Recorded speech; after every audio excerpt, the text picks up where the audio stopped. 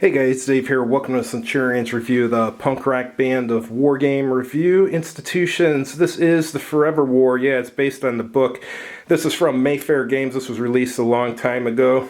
Alright, it says they move fast across the minefield, striding in unison like bow-legged, top-heavy robots, not even breaking stride when one of them was blown to bits by a mine, which happened 11 times. At first, Brill's troops had the overwhelming advantage, fighting from ditches that they could only be harmed by an occasional lucky shot or an extremely well-placed grenade, which Taurans threw by hand. Brill had lost 4, but it looked as if the Taurian force was down to less than half its original size. Eventually, the landscape had been torn up enough so that the bulk of the Tauran force was able to fight from holes in the ground.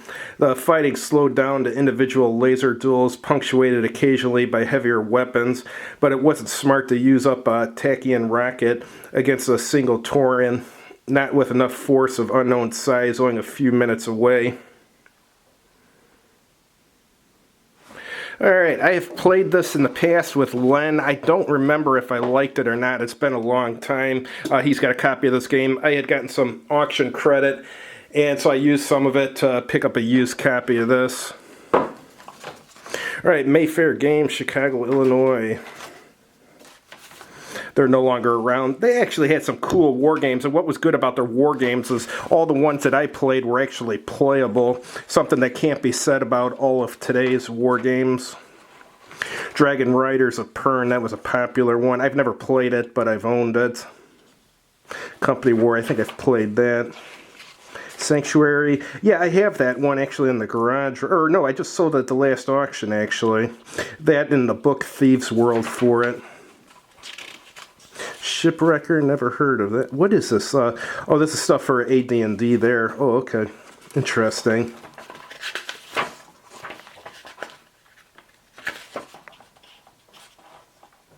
Jerusalem, that's one I want to get. Cool, cool. Hue, that's another one I'm keeping an eye out for. Alright, so the counters are punched, but they're bagged, which is good.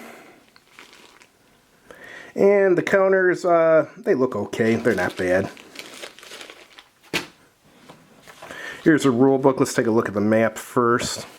Alright, the map for this literally took me 10 minutes to figure out how to put it together. It's one of these geomorphic things, and it took a while to figure out exactly where each piece goes, and even got these little pieces on the edge here and stuff. But there's an X marks the spot here, so I don't know if that's an objective or where you start at or what. Like I said, I haven't played this in eons. I don't even remember if I liked it. Alright, as far as terrain, looks like there's some little valleys here. I don't know if these are valleys or mountains. These I would assume are mountains. These must be like valleys or something. But let's take a look at the rule book next.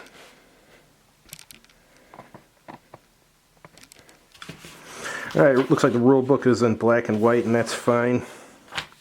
And it's got an intro by Joe Haldeman, the guy who wrote The Forever War. That's cool. Maybe I should pick up the book. I imagine it's probably not that expensive.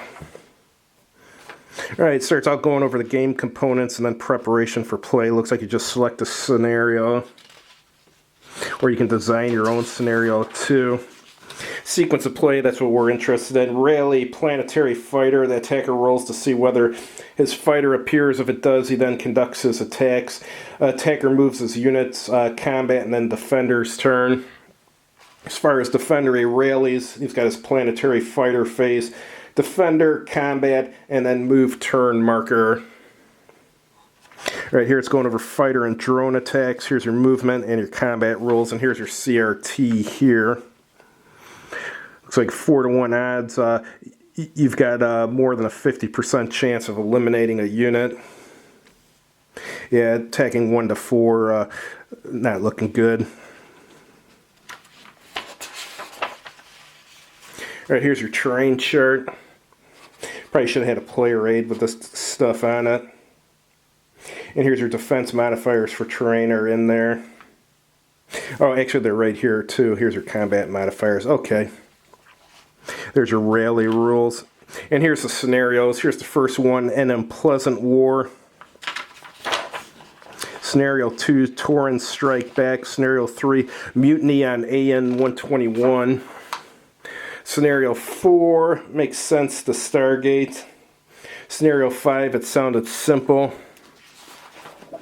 600% probability. 7, 1 in several million chance. No one could say this game doesn't have enough replayability. Battle on SOP 53 and the latest technology, a stasis field. And scenario 10, a hot one on TET 36. And a lot of these scenarios have a low unit count, so I imagine they go pretty quick. Scenario 11, free for all. And here's a solitaire scenario. That's good, because most wargamers just play solitaire. Okay, use this to design your own scenario. So it looks like the rules are pretty light, and you could probably get into this pretty easily. Turn record chart, like you're going to keep flipping back to this page to keep track of that. Nah, someone's just going to take 2 or 3 dice and use that to keep track of the turn record. And actually, they could have printed it on the map somewhere. Unit ID chart. Alright, here's your melee rules and your fire combat rules. Beam weapon rules, carried blast rules. I didn't realize some of this stuff was highlighted in here. I mean, I paid $22 for this, but they didn't.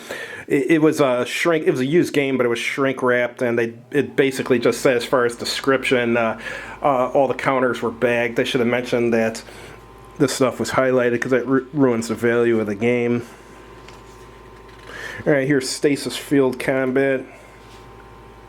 Looks like there's catapults too.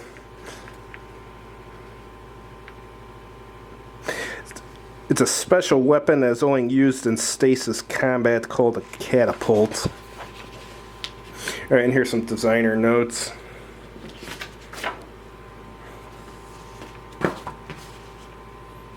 Alright, thanks for watching, guys. I will try this again, probably on my own, just to see how I like it. Hopefully it turns out to be good. Have a good evening.